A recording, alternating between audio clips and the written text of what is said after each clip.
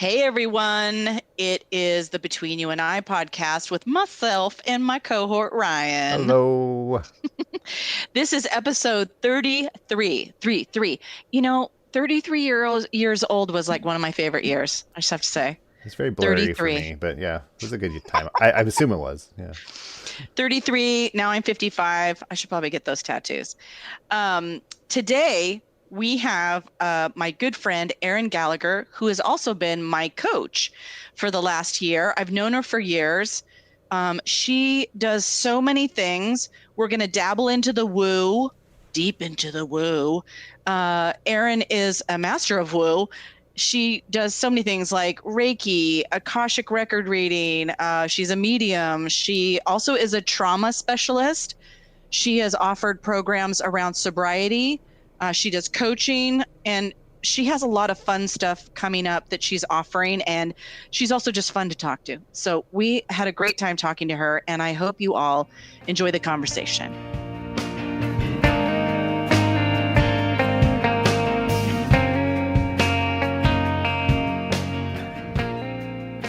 Well, welcome everybody to the Between You and I podcast. This is episode 33. Oh yeah. We're moving That's up. 33. Yeah, we're moving up. Two good numbers, 3. Erin, we could talk about that. Today, we have my good friend Erin Gallagher on, and Erin is many things. She's a mystic. She's a healer. She's a trauma coach. She's a life coach. She's an Akashic record reader. She knows Reiki. I'm missing, I'm sure, many things that you can do, but I've known you for a really long time. So welcome to the podcast, Erin. Thank you so much. I am psyched, so excited. I love podcasts and I love being able to just chill out, hang out with you guys and talk. Just Nice. yeah, love it. Yeah. Well, one of the other things that Erin and I do, we have put together a couple retreats. And when did we start talking about both wanting to do retreats? It was weird how it just happened kind of without planning. It actually, I feel like everything went easier and more aligned without the planning. Yes. It was like, we should do retreats. Okay. And it was just like, let's put money down on Airbnb. And then all of a sudden it just created itself. Yeah, as you do. A natural retreat. It's a good idea. Just a good idea. Yeah. Well, I've known you for quite a while. Like how many years? Like Well, it's 7, funny 8? because we graduated from the same high school, but we're like 10 years apart. So Yeah. kind of weird. And we didn't even start talking until you had already moved to Tacoma and I was in Los Angeles. So we knew each Isn't other. that weird? Yeah, and it's really weird because we didn't really know each other. Like, I don't think I ever actually even saw you play a show in the Tri-Cities because we were in different crews. I love that though, because it just reminds you how small the world is. And I don't even think you and I talked about the fact that you went to Kennewick High until like this year. And you said it in passing and I was like, wait, what? It's a small Did I world. know that? Yeah. Yeah. So, I mean, lots of connections and you and I started talking years ago. And then you have been my coach for, I was going on a year, right? And helping me transform some old stories so that I can let go of them in order to move into my future, which is, that's the kind of like coaching I love, right? I mean, I love it for myself, but I love it for other people as well, right?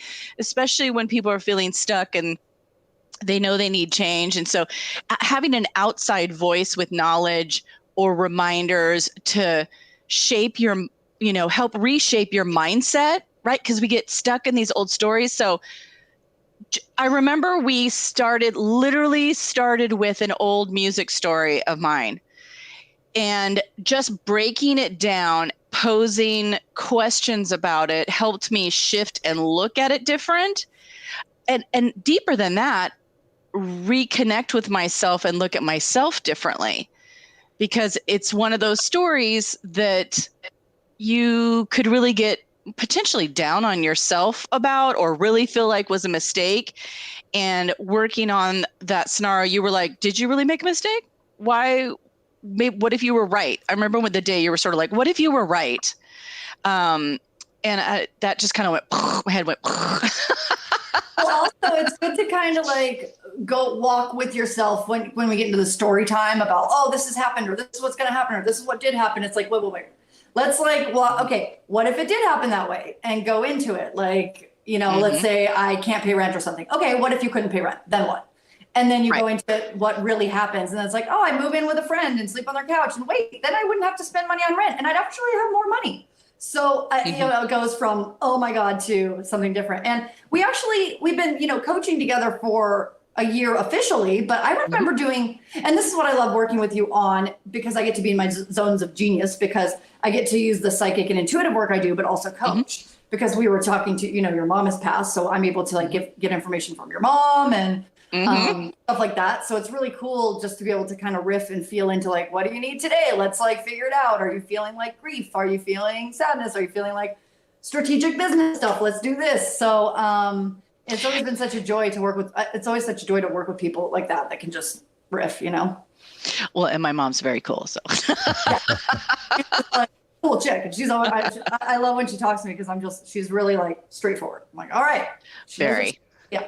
Well, I want to back up for people listening too, right? Like, so this is the world that I actually kind of live in, right? And that's not something in my life, I don't know, ever found a place to talk about out loud, but I have always been a fairly woo-woo person, whether I even knew the language of that or not. I think, like when I was 19, I got like, Gallagher like the prophet, or Shotki Gawain's like Living in the Light, right? And that was just like the start on my path of things that just felt right to me about like synchronicity and your intuition and kind of like the universe and attracting things. And I know for a lot of people that's probably really woo, and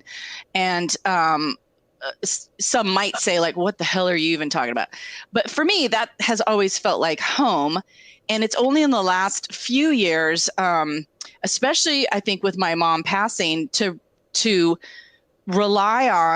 remember and rely on some ways of living that have just always felt natural to me. And so I work with people who are very metaphysical, right? Like, so we're in this just last moment here. We're talking about being a medium. We're talking about spirit guides. We're talking about, tarot, or, so for a lot of people, they might be like, what are you even talking about? Right? Like, what are you even talking about? And some might not even believe in that stuff, which is totally fine. It is where I have always felt at home. It's always in my mind been like, well, yeah. I mean, as a kid, even just like, well, yeah, the world's magic. What are you talking about? It's authentic to you, and that's what matters, really. It's like, yeah, it is. And I think too, it's for me, I have like created and cultivated my life to only be in those circles. So it used to be a thing where it was like, oh, people would be like, what? And now I don't have that anymore. So I always think like, oh, there are people that just and it's not bad or whatever. It's just, there was one time I was talking to this guy about, just different philosophies and opening your mind. And I said something and he was like, oh, I see you've opened the doors. And I was like, what? He's like, open the doors of the perception. And he was a very scientific man too. So I really loved, and I was like, oh, what does that mean? And I love the ideas of opening the doors of perception. And I've always been a seeker. So to me, even if information I hear I go, what? I'm like, it's not like, what's that? It's, ooh, what is that? Like, I want to know, like, even if I don't like believe it or whatever, it's just, I want to know because I'm a human in the world and I want to seek and know as much as I can.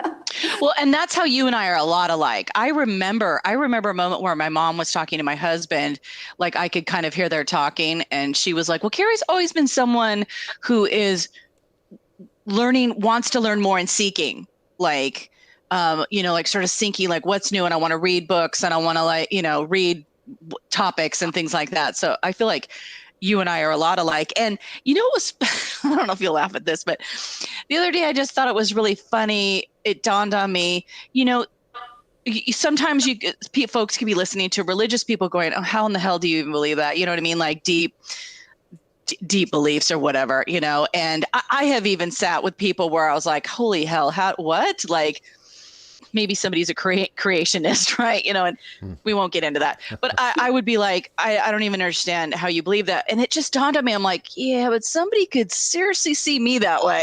Yeah, it goes both ways. So yeah, I felt kind of like a little humility, a little like, It's really about forcing those ideas on others. That's where that's where it gets bad, So My thing is always your experience. If your experience is this way, or if you say this is who I am and this is how I want to be seen and identified, that's how it is. I'm not going to question that. I'm not going to pretend I know you better than you know yourself. I'm not going to push ideals onto you. I'm going to respect and honor your thoughts, feelings, beliefs about everything. I always tell people I don't have beliefs because I'm like, everything with me is malleable. Let's talk about, let's play. Like, I don't go like, oh, this is this and that's that. And that's just how it is. Why? I never understood why that was like something. Why would you want to do that? Like when I was a kid, I would go from church to church, and then I would go to spiritual churches, and then I would just try on different experiences because it's like, why not? So I never understood from a very young age. I never understood in macro view, like racism and stuff like that, but also just people fighting about stuff. Like, I'm like, why? Just can't you just accept and be happy for people's path? What's the problem here? Why are we creating problems? Yeah. I totally get that, and I agree. Well, let's go back to, I don't even know how far back we should go with your story, like who you are, your history, right? Like, how did you get, maybe as a kid, to understanding like, the psychic abilities that you have, or all of that? And then I know you also have a sobriety journey and things like that. I would love to just have you give us a rundown in a short amount of time. Yeah, I'll try to keep it as nutshell-y as possible. let's get your life story in a nutshell. Okay. Well, the biggest thing for me has been that, a lot of people call it empath, but for me, I like to call it extrasensory. I just have always my whole life, every little thing going on around me, I felt to the nth degree. So if like my dad yelled, it wasn't just a dad yelling. It was like, oh my God, the whole world is crumbling. And so I really had a lot of, how do I fix everything to make everyone okay so that I can feel safe? So my whole life was like fixing everything around me so that I could feel safe. So everything for me is just safety, safety, safety. It took me a long time to understand that it was an extrasensory or empathic or psychic journey. I just thought it was like, I just thought I was really super sensitive and scared of everything. But now I realized I was just overloaded. And that's where the drugs and alcohol and stuff comes in, is that I was overloaded for so long and grew up in a very chaotic household. And then by the time I went off on my own, I realized I can't handle real life because I don't know how to I don't have the same skills that I had in my household. Household was like, this is how it always is. But then I was out and didn't know. So then drugs and alcohol became the easiest number. I always say I was not addicted to drugs or alcohol, which I was in so much, but I was addicted to the numbing. So it was like, and drugs and alcohol just became my numbing agent of choice, really. So the drugs and alcohol became that. And then I just went down. I always feel like I see people as having like soul journeys. So I feel like my soul kind of like was like, all right, let's experiment. Let's take like 15 years of your life and just do this thing, because I kind of feel like I started the like addiction journey and then I ended it very abruptly. It was like, all right, that experiment's done. Now what? It's like my soul like needed that as a piece in the puzzle to then move on to what I do now. So that was very interesting. And also like, did we have to stay there for 17 years though? Could we have like, did it have to be that long?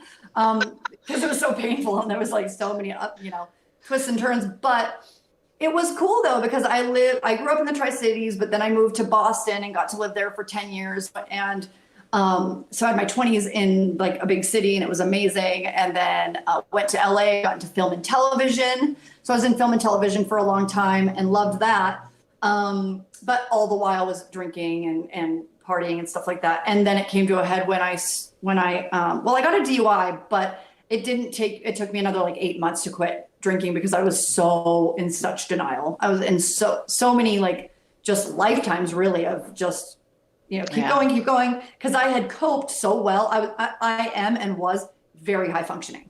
Okay. Because I had a job every day since I was 16, even through IV drug use, sleeping under bridges, sleeping in storage sheds. Wow. All of the things. And I always had a job. I always I would just wear sweaters over my arms and just always very high functioning. And so I got used to that, which isn't great because now it's like if something's going wrong, I feel like, I can fix that. And I just get too focused on that. But anyways, yeah. So after having that big, like when I quit drinking, I had a huge spiritual awakening. Like everything became all the stuff I had numbed for so long hit me in the face like a semi. And so when that happened, I started hearing and feeling spirits and spiritual energy. And I started, if I would go to a party or something. So I'll just quickly say this. Like I went to this party in LA once where Kurt Cobain's sister was there. Like his sister Kim. Anyways, and the lights started like going on and off. And I was like, I'm affecting the electricity. And then the lights like went off all the way. And then I started thinking about Kurt's album, When the Lights Go Out or whatever. Anyway, so it was really, I kept having situations like that where it was like really, I felt like I was in a dreamscape almost, and I was affecting like electricity around me. And so anyways, a lot of weird happenings. And so I started going to tarot card readers and mediums and stuff like that to be like, am I like going crazy? Yeah. And so I healed myself from my addiction holistically and spiritually, doing like spiritual dancing. I just went from one thing to that. Oh, I'll try astrology. Oh, let's do this. Let's try this. It just kind of played around with everything. And then I realized I had a gift to support others in healing as well. So then I started my business and all of the things. Yeah. That's great. Yeah. Well, and it is interesting when you look at like, say your path, right? And it does make sense, but you're sort of like, really? Did it have to go on that long? I think that's really funny, but it is what it is, right? Like there's reasons why, even if it's quite unnameable, right? Like, I think that happens to a lot of people. But being open enough to say, okay, especially when you hit the wall, I guess, to say, okay, what is it I'm supposed to do? What is going on? And you do just start, if you're willing, right? You start seeking, right? You're seeking wisdom, you're seeking teachers. And the fact that you just stayed open to like, okay, well, what about this? What about that? That's like a great state to be in. Even if sometimes it feels like flailing around or lost, it kind of doesn't though as well. It's like, well, this is just where I am on my path. I'm seeking. I am intaking information. This is what I need to be doing for a long time. I need to, a taste of everything. Right. And that's a real like learning, I think, sector of life is just to sort of seek, learn, try to find answers, but also just find what resonates with you. For sure. Yeah. And you don't want to beat yourself up over it because it's like that's experiences you have to go through sometimes. Even if they're bad, negative ones, there's positive ones as well. Yeah. Absolutely. Sometimes they can, like we're saying, last forever. Like when, even in my darkest days, I mean, in the moment it was awful, but now I realize like every single day, every single part of that journey added up. Yeah. And I try to do that now, like when I'm in breakdown now, like, okay, in 20 years or whatever, this is going to make sense. I know it doesn't now. And it some kind of helps. But as we know, it's also like, it's kind of like when you're like in, not a great place and everyone's like, it'll get better. It's like, okay, that's not going to help right now. That doesn't help me at all. Like that's so not the right thing to say, like in the moment, because somebody will just want to smack you in the face, just sort of like, will it, like depending. Like everything's going to be okay. It's nice to hear that, but it's like, okay, but can you hold me where I am right now where everything's not okay? Yeah. And that's what I do with the trauma work is like, we get to start listening to people. What happens is we don't know how to hold space where people are going through serious despair, suicidal thoughts, and people with suicidal thoughts, etc., cannot sit with other people because they're afraid, oh, this person's going to, put me in a mental institution, and rightly so. So, we're not in a place now, and that's why I'm here. That's part of the reason I'm doing the work I'm doing is to be able to hold space for those like dark feelings and emotions and just let the person be in them without judgment. And that's enough. Yeah. We don't have to fix it. We don't have to always fix it. You just need somebody who's empathetic, somebody who can sit there and listen and actually hear you. And like, that's a powerful skill set that not everybody has. It's so powerful. Well, and I also think people don't realize that is doing something. That is something that is moving you forward. You're not just like, well, what am I just going to break down and hang out here? I'm like, no, it won't be forever. Like this is a step and the step is moving you forward. Right. But like, I don't think a lot of people gift themselves with stopping and allowing things to come up, or resting, or seeking help, and then trusting enough to, I mean, that's a big deal if someone trusts you, especially with a lot of trauma, trust you to be the person that they open up to and that they think is trustworthy enough to witness, right? Like witnessing is such a honorable role, I feel like.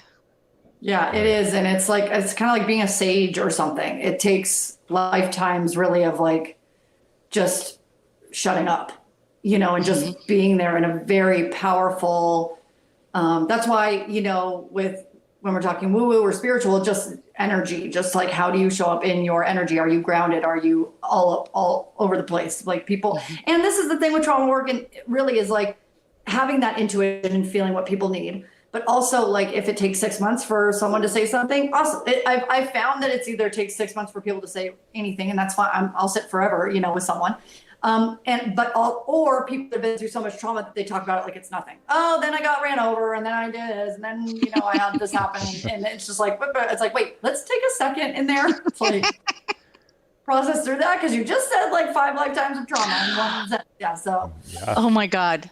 That's so true, though. That's so true. Like we probably have talked about this too. Like in coaching people, often they are saying their own answers out loud, but they're talking so fast and they are not hearing themselves, and they haven't stopped them. Like, whoa, and they'll make a statement, and you have to stop them and be like, whoa, what did you just say there?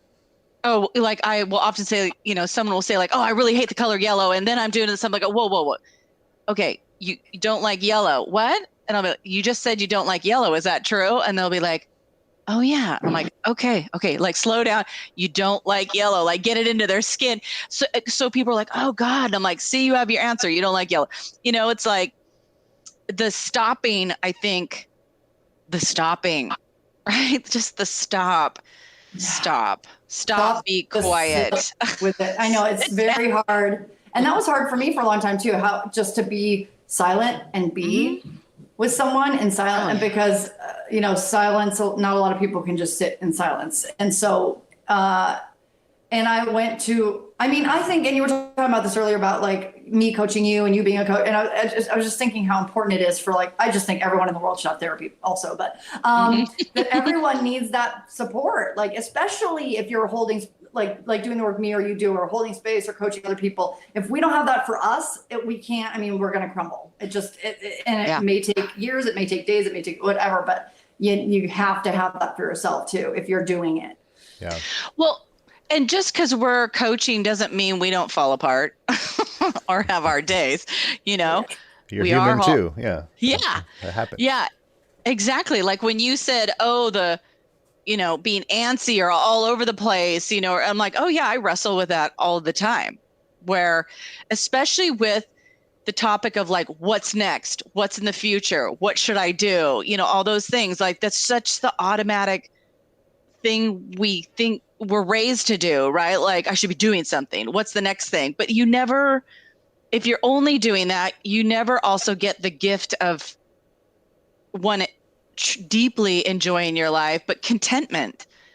And like some of these things that are the riches, you know, like, and I'm always amazed, you'll laugh at this too. Like, I'm always amazed at how hard it is to, what I've said before is just have a day. So it's like hard to do nothing. I know. And it's like, no matter, I mean, when you're working at like a structured place, you can ask for days off, or you have like, you got to do this on this, and it creates that structure for you. So when when you're made to do it yourself, then it's like, I'll just sit and stare at a wall sometimes. I'm like, what do I do? What am I doing? Do I do what? But I'm a Cancer, so I'm really good at laying. I'm just like, I'm gonna lay in bed all day. I'm fine with that. So I love my little creature comforts and, you know, stuff like that. I'm really good with taking that time for myself. But my thing is like, if something isn't working, I am like doggedly on the pursuit of, I have to fix this before I can like lay down or rest. And that's when then all of a sudden 4 days pass by and I'm just like staring at a computer screen, and that's not good. Yeah, no, but you know, it's so great that you are so self-aware. I mean, right? First best step is just to be like, oh, okay, I see what I'm doing. Oh, Yeah, that's so true. At least, right? At least you can identify like, oh, no judgment, right? You can't have judgment. And there doesn't need to be judgment. Yeah. But it is such a relief just to be able to identify what is going on or what you're doing or your traits or patterns. It really is just a relief unto itself. Yeah, it's funny. I go back and forth with that because I mean, every now and then when I'm really in my breakdown or whatever, I'm like, why can't I just want one day where I'm like a zombie human and I'm just like everyone else. And I'm just walking through, I'm going to save it. Like, I wish I just didn't know any of this shit. And I wish it was all like, and I know that's not real. And I know I've talked to people about this and they're like, you don't wish that. And I'm like, I know, but sometimes it's just, being the extrasensory that I was talking about, feeling, seeing, hearing, knowing everything is just like, even if I do protections and do that kind of work, or boundary work, I still get overloaded. Yeah. So finding a way to rein all that in and still have a wall that doesn't cut people off, but also to where I feel okay. Because sometimes it just gets so acute, so heavy. Sometimes I'm like, I just want to shut it all off. And I'll never drink or use drugs again, but I still have that it's like you search what's the thing that can make this all shut it all down because I can't handle it right now. Yeah. So, and it gets extra for the extrasensory kind of thing because it's experiencing everything all at once and it's a lot. Yeah. Mm-hmm. Yeah. And it's a weird, can't put your finger on it agitation that's like the worst. You know what I mean? It's like stasis. You're in stasis. Yeah. And that's I can feel that right now. Yeah. And you have no, even if people talk to you and ask you questions and you look outside yourself, it's still, if you're kind of stuck in it, your perception's still limited by it. So it's like that's why the only thing you can, and this is where self-awareness is really great in so many ways, but I can just go, okay, I'm never going to no, I just need to go lay down or whatever. Mm-hmm. So I had a friend once who I was freaking out about something. And she said to me something I'll never forget. She goes, oh no, I was trying to figure out why something was happening. Why? Because I'm overanalyzing everything. And she goes, delete the need to know why. And ooh. I loved the word delete because it makes me think of NLP or neuro-linguistic programming or my brain's a CPU. So if a program is repeating, I can open that CPU and stop that program. I can delete that. I have that power. So if I'm stuck in a hamster wheel, I can say, nah, I see where this is going. I'm deleting the need to know or care why. And I'm just going to do this instead. Go out in nature or take a walk or something, which, and sometimes when it's really bad, I'm not able to do that. And I'm just on the floor crying. But when I'm able to have a perception and step back, then I can go, okay, this is not the way. Yeah. Ryan, what were you going to say? Oh, I was saying that's powerful. It's important to set that space for yourself. You're saying get out in nature and do those things just to tune out, turn it all off in a healthy way. Mm-hmm. There's so many healthy ways out there to do that. And we just get caught up in the unhealthy ways because they're pushed in our face every day. Oh, yeah. Right. I do love that delete because it's just saying, sometimes all you can do is just go, no, nope. You can't analyze something anymore. You just have to go, nope. Just no. and the end, yeah. And stop. Yeah. That specific situation, I was in Hawaii and I was in a writing retreat and everyone else is enjoying themselves. And I was in a bad money situation where I still remember $19 in my bank account. And I was getting really down on myself because I'm like, why am I in Hawaii with this much money in my bank account? This is really irresponsible. I shouldn't have gone on this vacation. I don't deserve to be here. I don't, all this stuff going. And one of the things she said was, if you weren't supposed to be in Hawaii with $19 in your bank account, you would not be in Hawaii with $19 in your bank account. Right. Yeah. And I was like, whoa. That's where, you were saying earlier, the moment I was like, oh my God, because I would be home right now if I was supposed to be home right now, but I'm here. I'm still blown away by that. Yeah. And you're having that experience. You're like, I'm here. I'm having this experience of what it's like to be in another place, short of money, but still can enjoy, socialize, do those things. And what else? What's gonna happen? Are they gonna say, "Oh, we're kicking you out of Hawaii because you have $19"? Yeah, I mean, and that example gets us into, it just makes me think of all the um, discovery investigation looking into like our ideas of only where we're safe, right? Like if I function this way, I'm safe. If I do these things, I'm safe. I'm certainly not safe if I spend a bunch of money and go to Hawaii and have $19 in my bank. No, that's a no. And it's like, yeah, but you are safe. So like blowing your mind with like, you are safe. You know, if you needed to, this is kind of probably like the conversations in coaching, like, okay, well, you know, you are safe because you'll go home. If you need to make money, you'll go get a job. You know, like maybe, you know, the little job or whatever the, you know, fastest timing wise job is. We've talked about this, like my obsession with Whole Foods. Like, I'll go get a job at Whole Foods. I don't care. Uber. Like I could do it, you know, maybe that's privileged. I don't know. Um, but we are more safe than we think, and that's a whole thing to teach unto itself. Like, oh yeah, I mean, because safety goes back to childhood. It just goes back to mom. Every time it goes back to mom and dad. There's this funny trauma series of workshops I went to, and someone was talking about feeling unsafe with doing a sales call or something. Totally, you know, whatever. Like, oh, I feel like this. I just get freaked out. And he was like, "Where did that come from?" Oh no, he asked something like, "Where'd that come from?" And she's like, "I think my mom." He's like, "Oh, we know that." Or no, she said, "I think my parents." And he's like, "We know that." I'm saying which one? Like, oh, I know that. Basically, we know the answer is always parents, but I'm asking like which one did it come from? Basically, because like every answer he had in that series of workshops was, it came from your mom or your dad. Not saying that everything does, but when it came to the subjects we were talking about, yes, and especially safety. Yeah. Safety and how you see love in your life is, you know, what parents or primary caregivers, doesn't have to be mom or dad, you know. Well, in a lot of this work too, we are examining like what amounts of time look like in opening that up, or what scenarios of safety or how things could happen can open up, right?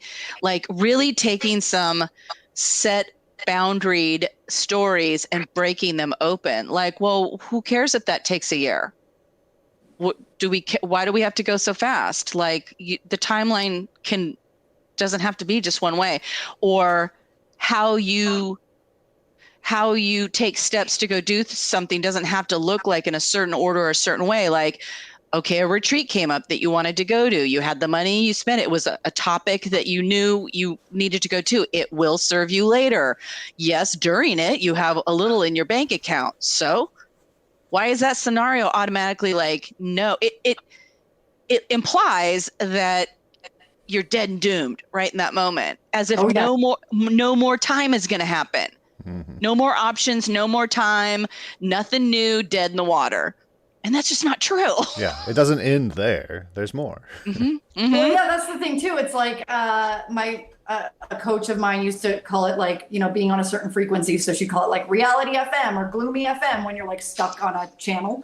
And we would call that like the evidence-based things, reality FM. Like there are $19 in my bank. So if somebody says anything, you could just say, the evidence is there. Look, I have $19. Like, what are you going to say? You can't say, oh, I'll be fine. It's not, look. So that's what my thing is I get stuck in the evidence stuff. And it's like, it's, you know, to back away from that. And also when it comes to money, that's survival, all this stuff. And then, you know, if I can't pay for dinner, I have to ask someone else. Then all of a sudden comes judgment. And oh my God, now I have to ask these people who I love, like, hey, like, you know, $20 I can borrow type of thing, you know? Right. But all of these healthy concepts that we don't do, because we're living by one paradigm, like asking for help, like when asking for help becomes a shameful thing, the hell's that? Mm-hmm. Like, think about that. It's shameful to ask for help. You know what I mean? Like, or just because at that moment you only have that much in your bank account, that's permanent. Like, also in that moment, you probably go, is everything paid for? Yeah. Okay. Then tomorrow you go find the job, or, you know, like you get on it. Mm-hmm. And so just these concepts of like, sometimes that's what's great to kind of fall apart because you're forced to open up. Yeah. And be like, well, okay. It pushes you into a space that you need to experience in order to unlock whatever. Right. You know, and And yeah, it's so interesting to see how it plays out like that. Yeah. It's really weird. Yeah. Well, and especially I think when you're forced to look at it because you're like, well, you could stay in the story, or would you like to contemplate many different, like, because you can. Yeah, that's the thing is like if you're stuck on that story, how it's dire and awful, why can't you be like go to the other side? And that's what I liked about this whole like reality FM thing.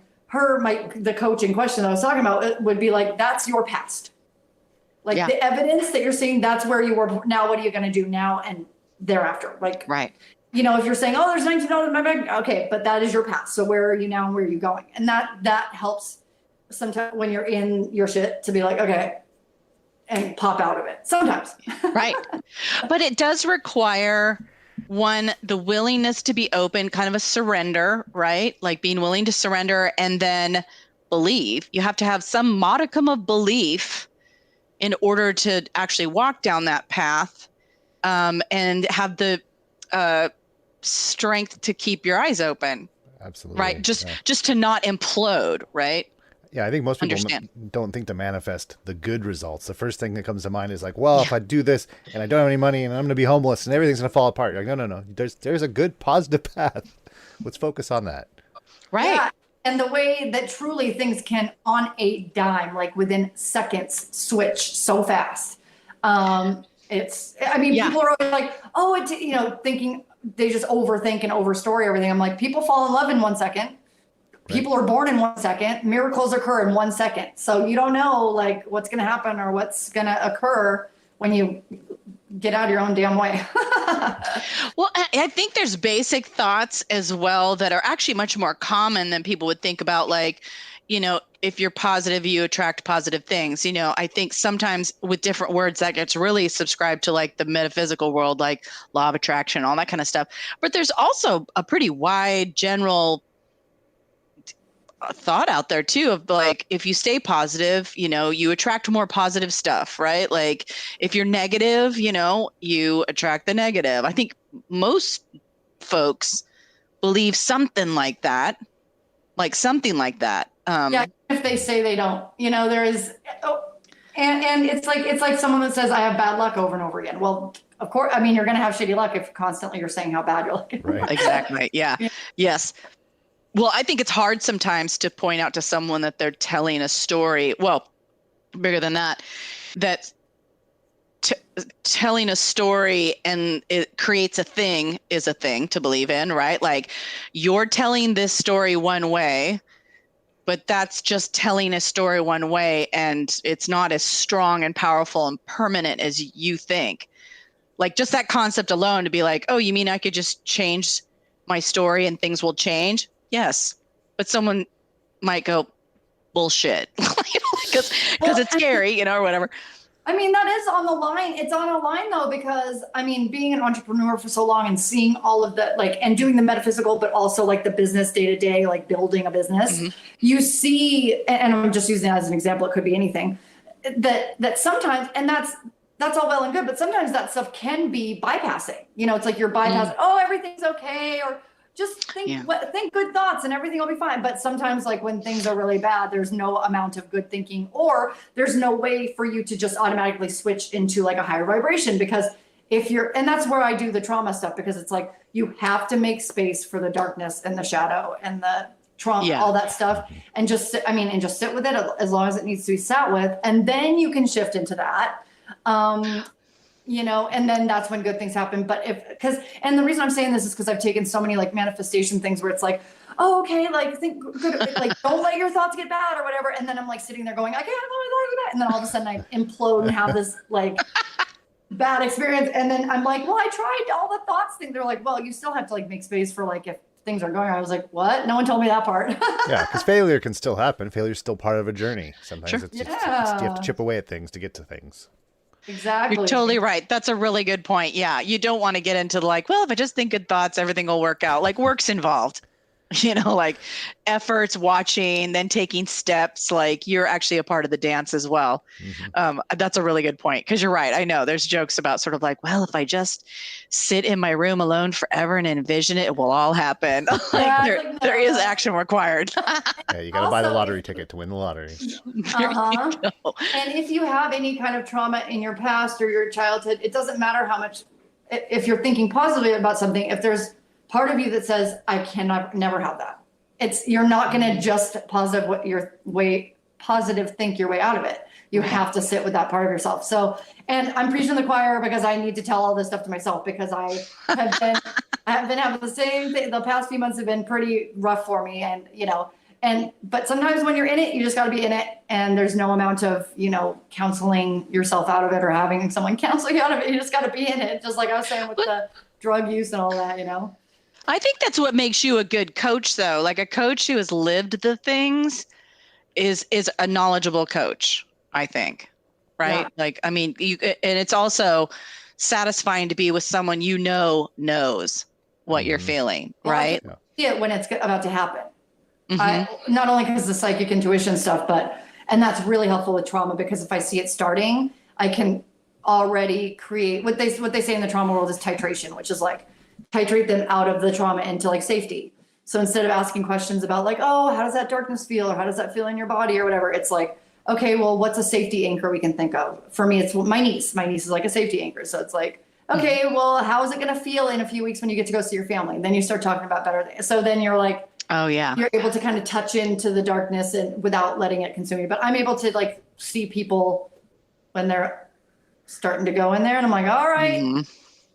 That's such a good point, though, about like the baby steps of like, okay, well, what good thought could you have just to inject some of that energy into you, right? When you're really down and out, to say like, well, I can have a bowl of ice cream, or I can, whatever you really love. I get to go on a hike, and then just like, okay, soak in that feeling for a minute, just to get a little bit of that juice, Like, my favorite thing was a friend that used to keep a to-do list, and she would put things like, I slept through the night. I didn't drink too much coffee. It's like, and I was like, because they're doable. I could do these every day, and I can feel like I'm accomplishing stuff. And I was like, that's great. I'm going to start doing that. I always do that with clients. I'm like, make a small wins list. Like, I woke up today.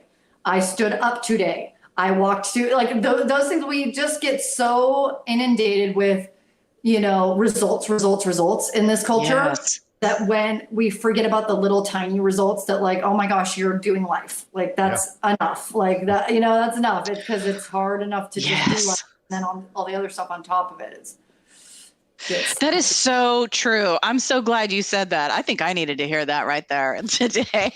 Like that's enough.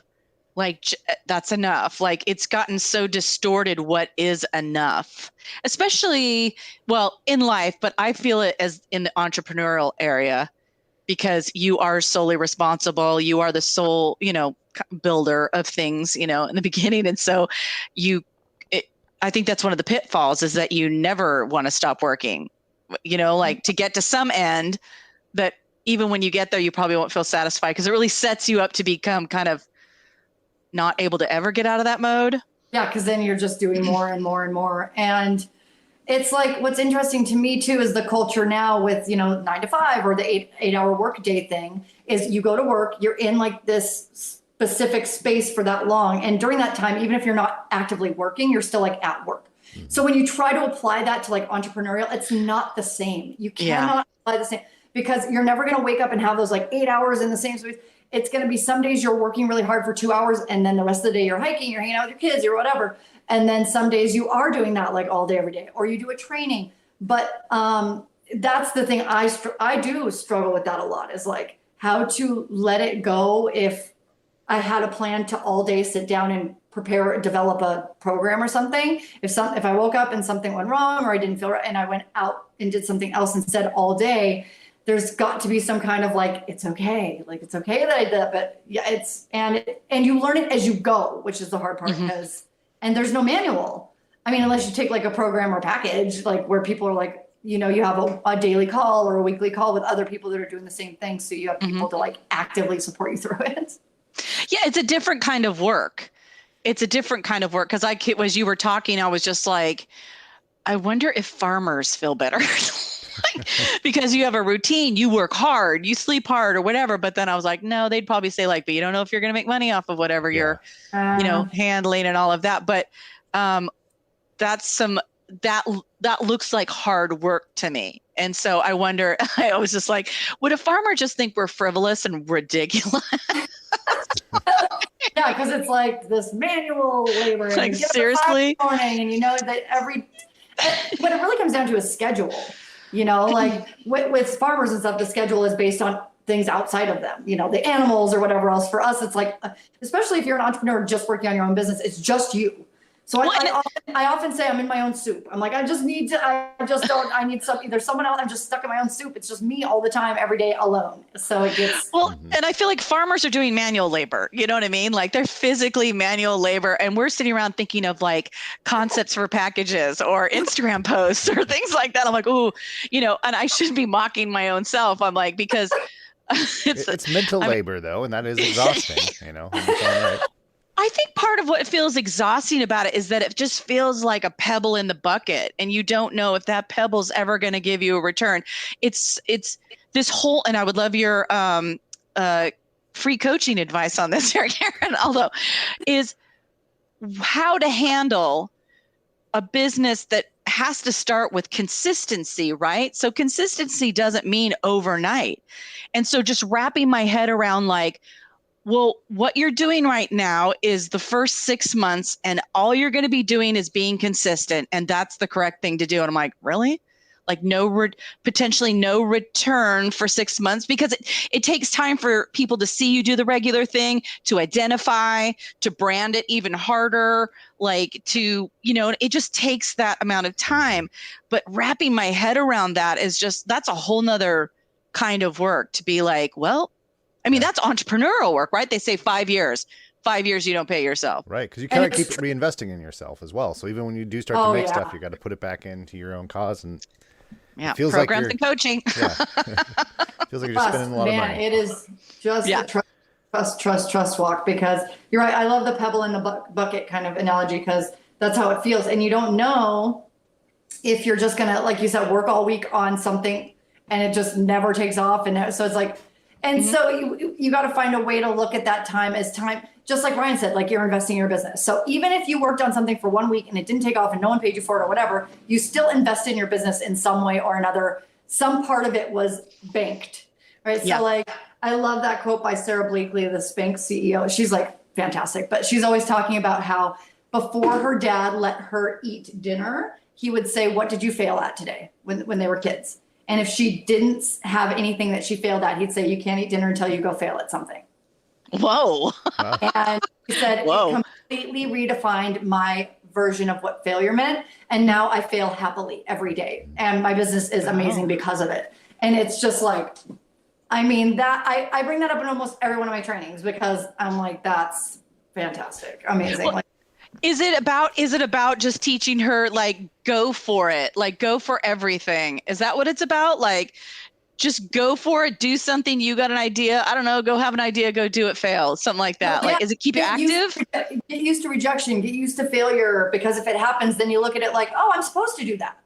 Like, that's supposed to happen. That's not like a bad thing or something that's taking away from my business or my money online. It's something that's like, oh, good. Okay. I failed at that. What did that teach me? What's in?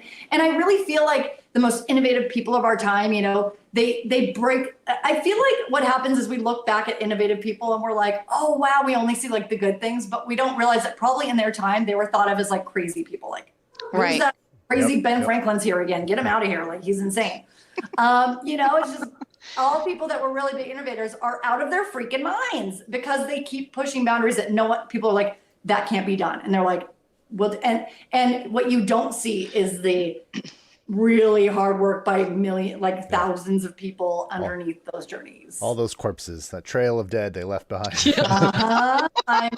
And it's just, and the companies that they created and went bankrupt and money, it's just, you don't see that. And I think it's that Steve Jobs quote that says something like, if you look very closely, most overnight successes did not happen overnight. Right. Right. God, you could say that about musicians as well, all over the place.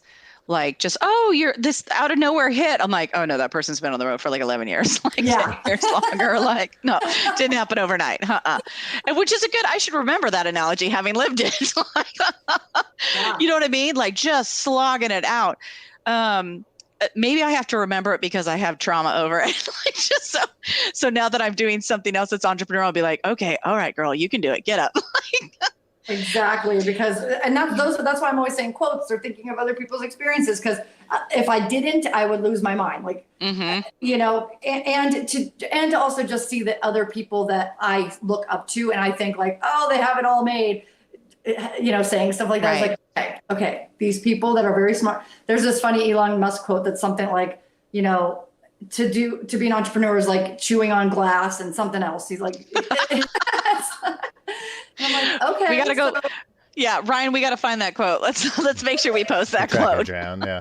I think it's just like I have it on my phone because I send it to everyone because I'm like, check this out. It's so real. I'm like, this is the real. Yeah, just look up Elon Musk and glass, entrepreneur and glass, and it will pop. We'll throw a link to it in the notes. But I mean, just like with these like entrepreneurs that are successful in history, it's like the success is what writes the story. So like a lot of the failures and all the problems are like, well, we won't talk about that. We want to go forward with the new stuff. And yeah, we're all jaded or we think that everything should be perfect because that's what we learn, you know. And it's True. Or you just want it all now. You know, one of the things I would love to know what you guys think of this too. One of the things I've noticing as a lesson for me is I can feel when I'm not in like forward stance, right? Like, because I feel like I'm someone who has a lot of ideas, right? A lot of ideas. The ideas go flying out there. Maybe you do them a couple times, then you sit down. You know what I mean? Like there'll be something I was like, oh, something in there's got to change. And I've noticed that I'm like, oh, because you still are kind of still a little bit on a defensive stance, and you really have to get rid of that. Like I really have to get rid of like, are you in or are you out? Choose. And it's like, and that's changing my brain, how I'm like, if you are in, you're going to have a lot more energy because you've decided, right? And you'll commit and being consistent isn't going to feel painful because you've decided you're in, right? So that decision, I feel like I'm still internally making on a daily basis. It's an everyday decision. And it's also like, what are you willing? Like, are you willing to have faith? And are you willing to like keep going? Even when everything is, you know, crumbling around you? Like, are you like, what are you willing to let go of? Because I think like with me and my business, I'll do something that works over and over and over again. And then when it stops working or whatever, I'll just have like this tizzy. And it's like, okay, are you willing to like just keep having faith that like you're meant to do this, but maybe that's not the right thing? And to be in that transition period, not knowing. Yeah. Yes. Can you sit in that not knowing? And the hard part, I mean, I've worked with a lot of startups, and that's been my career, is a lot of new businesses off the ground. I think the hardest thing for every founder, though, is like knowing when to say, okay, we've definitely failed way too many times and we need to stop. Yes. Oh my God. And I'm pivot sure and you do see something people else. too that don't stop, and it's like, That's a good point. So yeah, it's good to know when to stop. Like keep pushing if you see some success, but if it's like there's just been nothing, it's just you got to cut your losses. Yeah. Yep. Yeah, and it's an ego thing too. It's like, all right, let's try this. Let's playing around with it. Well, and back to the failure thing, like I've coached a couple people about jobs, like who were having like tough times at their jobs or the work environment.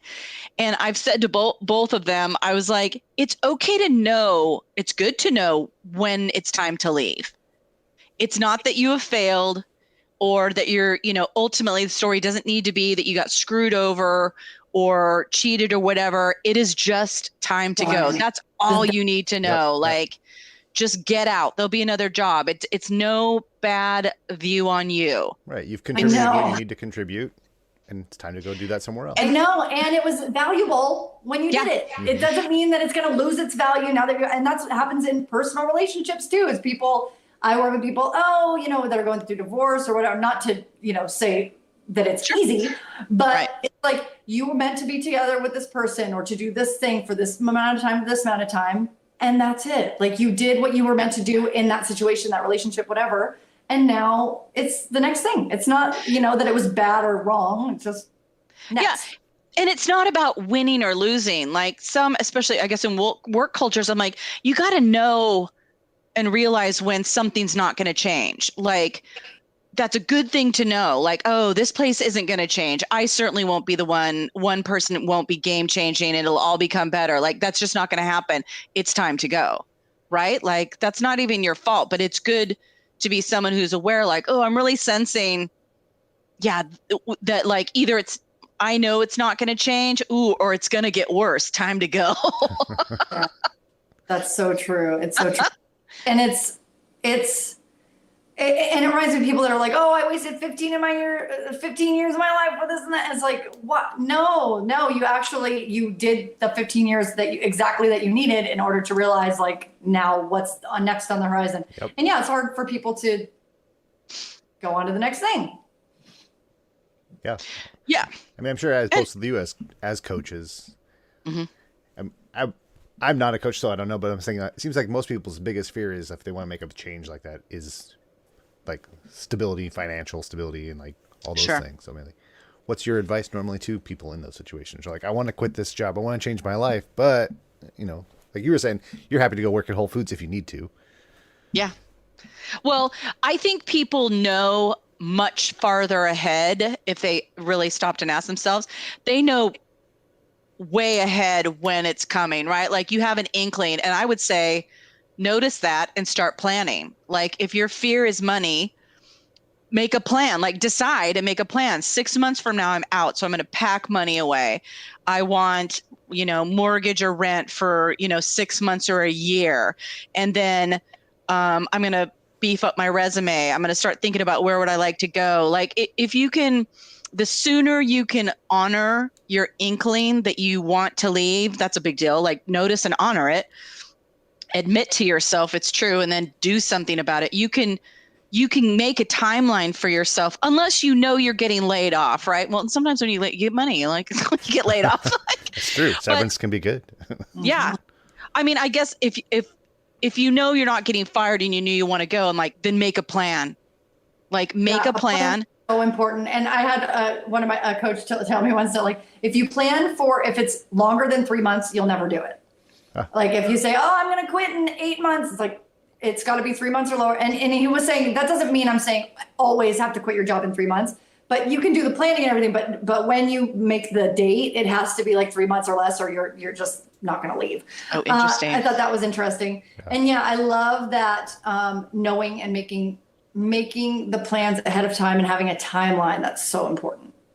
Well, and I think you can wrestle with yourself less if you take all the stories off of it, like somehow like failing, shame, angry, like just throw that away. Like it's none of those things, right? You need to set yourself free. And if we want to delve into the woo world, I mean, I am a big believer and have had evidence in my life of the minute you finally close the crappy door, you allow in the good stuff, and you're not going to see the good stuff until you shut that damn door. Oh, it's so hard because it's like you have to jump off. It's almost like I see it as like there's a cliff, right? And it's like unless you jump off, the thing that's going to come out and save you won't come out and save you until you have already jumped, right? It's not going to just come out for a person that's not there.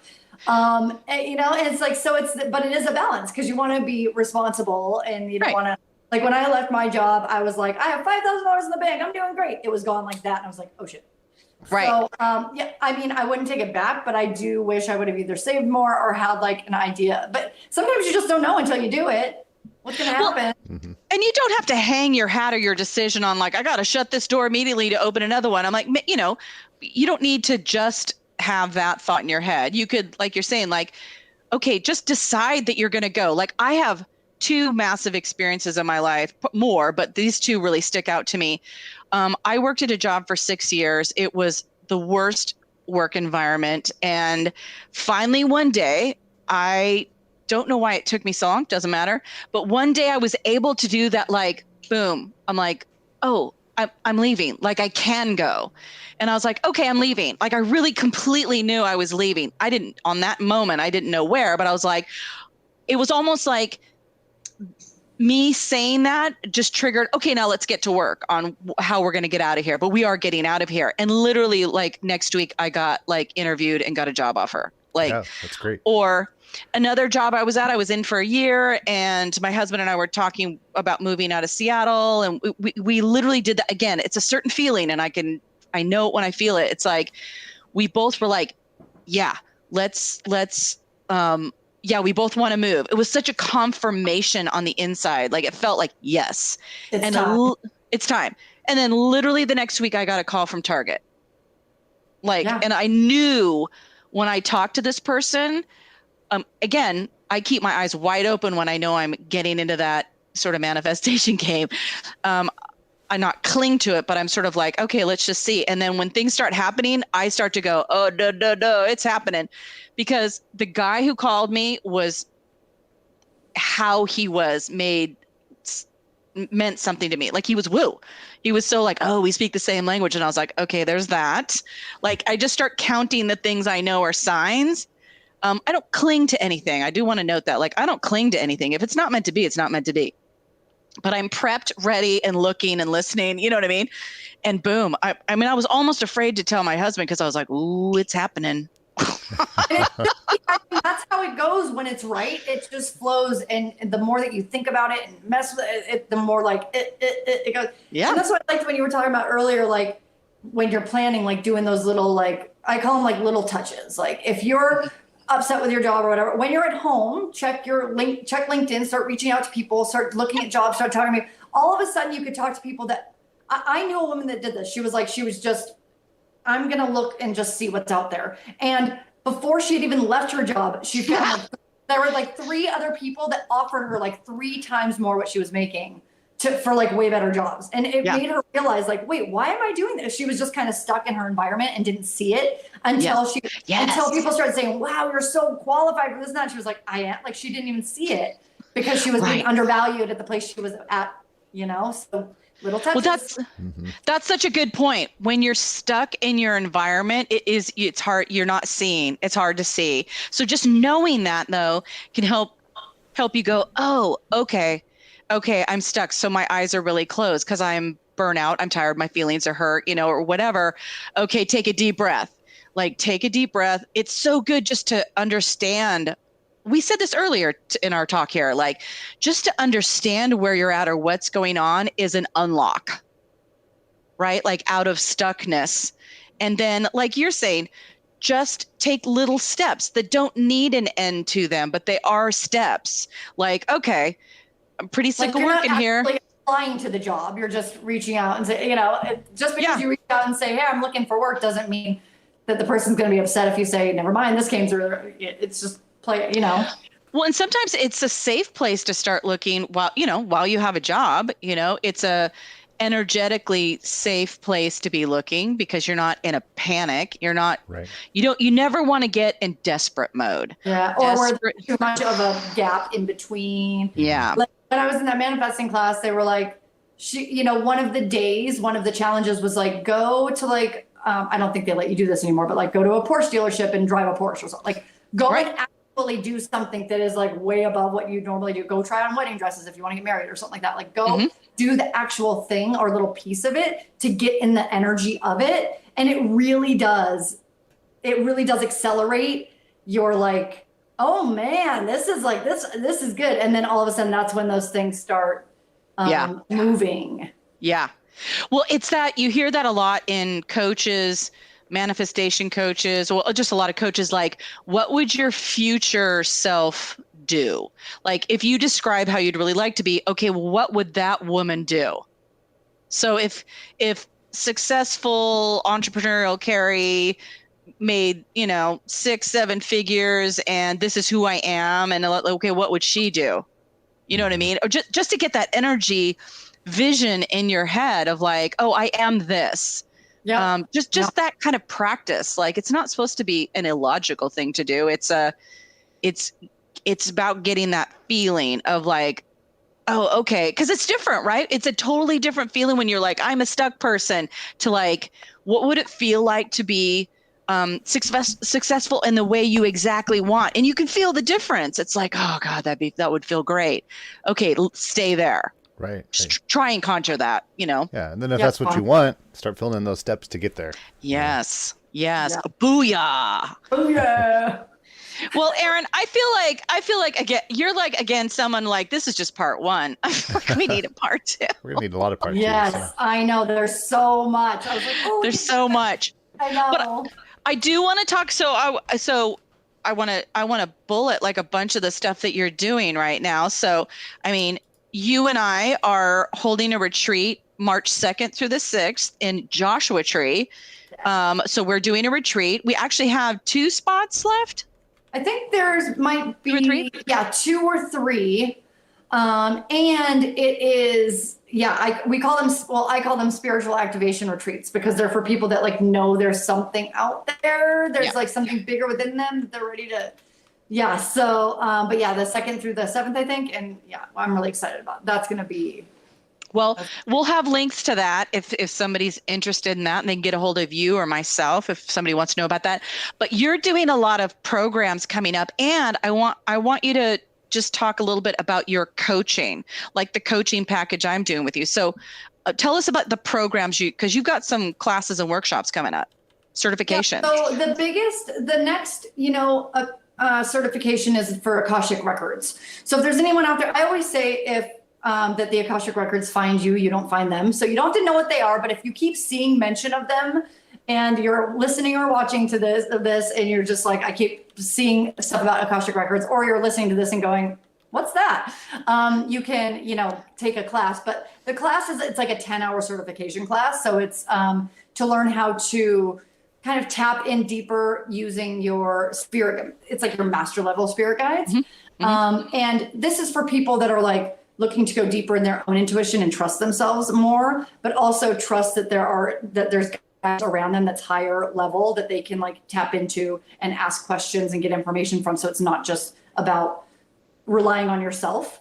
And knowing what the Akashic Records are, what it's about, are not required. So you can be any level to take the class because it's from the ground up.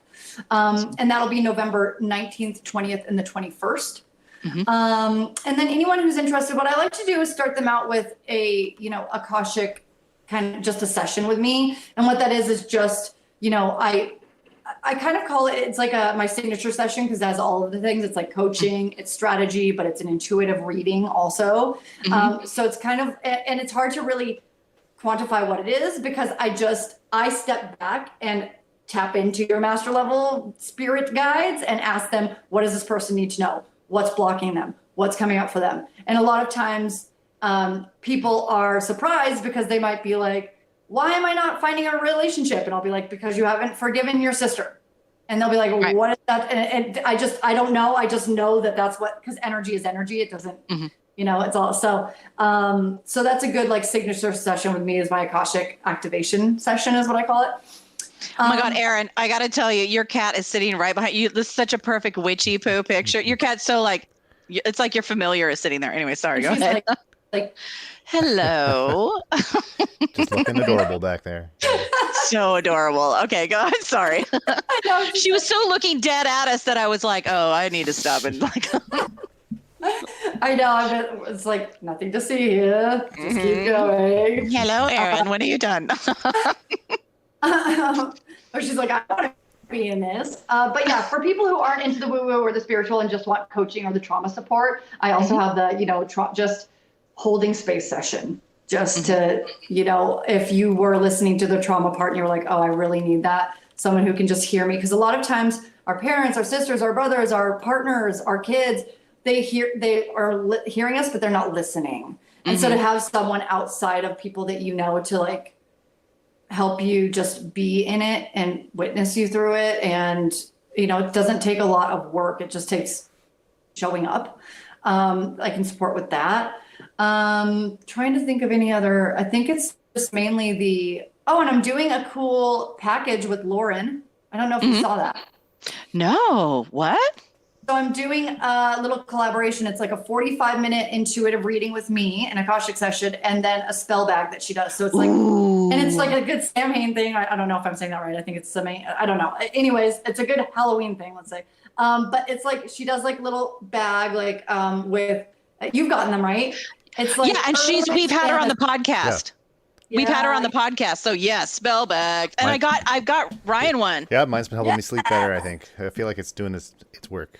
Sweet. Yep, she does the hermit bags to be able to sleep or to go within and sleep. And so we're gonna be doing that. And it's only $150 for an hour. Well, it's 45 minutes with me, but then you get the spell bag as well. And that's like a physical thing you get to have. So basically whatever comes up in the reading or whatever's blocking you or not working, she will like create a bag that works for that to support you. So if it is sleeping or it is like a relationship or something like that, she's able to kind of conjure this. And there's like crystals and herbs and essential oils that have to do with your issue, and they really help to help break through with that. So that's a cool thing. That's awesome. That's awesome. And those bags are beautiful too. I love those. And it's just like such a great thing to get in the mail. It's like, like it just feels good. Yeah. But I do coaching in general, and I'll usually do one-off coaching sessions, but I do like the 3-month and 6-month packages. But I usually will do, I think before the end of the year, I'm going to do a free 3-day training. So if somebody just wants to like follow me, I'm going to create a group and just add people to it. And then I'll do a free training in there and then tell them about my programs and packages so they can get to know me. That's what we were talking about earlier. Like people need to be able to trust someone or before they like are ready to invest or even if it's $150 or 4,000 or whatever it is. So that's a good way to connect with me is just, I'm a Facebook girl, so Facebook is a good way to connect with me. And we're going to have all your links. So Facebook, your website, Instagram, like we will have all of your links. And we can put specific links in there straight to the package or registration for your class in November. And I seriously feel like we need to do a part 2. Like we could just talk about Akashic records. Yes, for an hour because it's such a whole thing. Oh, it's so cool. Yeah, I want to tell people because it's hard when I tell people, oh, this is my signature session. They're like, what is that? So I just have to kind of say intuitive reading. It's like a psychic reading.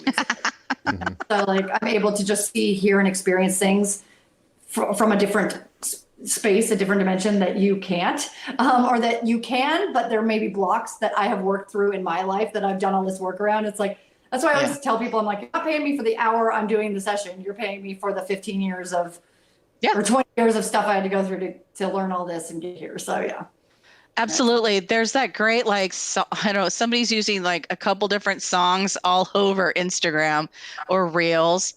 That's the words are like, it costs that much because it takes that much for me to make it. There's that whole song going on right now. So, and I love that. I hope it goes around and around because people, I think what happens is we just have this idea of like how much money means this. And I'm like, you guys, you gotta, the more that you invest in yourself, the more you're going to get out of it. The more that you're seeing value in yourself, the more that you're seeing value in your business, in your future, in whatever you're trying to create. And, you know, if it's worth it to you, you'll do it. But, you know, I mean, everyone has things going on. I love the words are, it costs that much because it takes me fucking hours. And I was like, oh my God, I love it. But it's like it's all over. Yeah. Doing like a tarot, even if it's a 30-minute tarot, it took me years to like develop that and then do the business and then put up the booking link and then years, hours. It's worth it. Worth it. Like any coaching I've done with you or with anyone every single session has been a rung on my lap to change. Like every single one has given me something, be that an aha moment or suggestions or practices or whatever. Not one moment has ever been a waste. Not $1 has ever not been 100% useful. If the like package or program or whatever isn't in the moment something you're like, oh, it's an investment I shouldn't have made or whatever. You learn exactly what you're supposed to do. You get the experience you're supposed to get every time. Yeah, I agree. Well, Erin, you know, I love you. I love you. I love you. And yes, we'll keep in mind a part 2, but thank you so much for coming and talking to us today. Yeah, for sure. So love happy that we were able to do this. And I love this kind of thing is exactly what we need to be doing, like creating more conversations and talking about things that are going on in the world, because there's a lot of disconnection right now and a lot of sadness and a lot of heaviness, and we need some lightness and some support. Yeah. Yeah. Hopefully we're helping people with this. 'Cause I think we are. Yeah. I hope so. I hope so. And it's a pleasure. It's a pleasure if it helps somebody. And the best job ever. It is. Best job ever. All right, my love. Well, I will talk to you soon, and thank you so much. Thank you. You're so welcome. Bye. Bye.